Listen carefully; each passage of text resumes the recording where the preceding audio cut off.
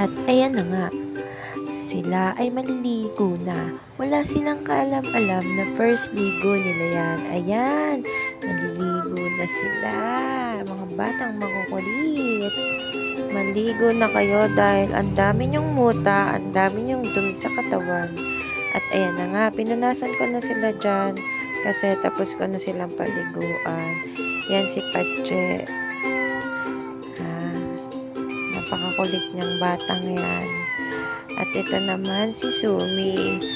Habang pinupunasan ko sila, ay nilalagay ko sila dun sa kahon kasi nga para hindi sila lumabas.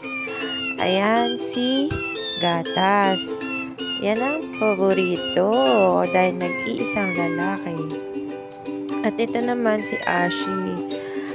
Kasi yan ang nag-iisang abo na lumabas sa nanay niya. At yan.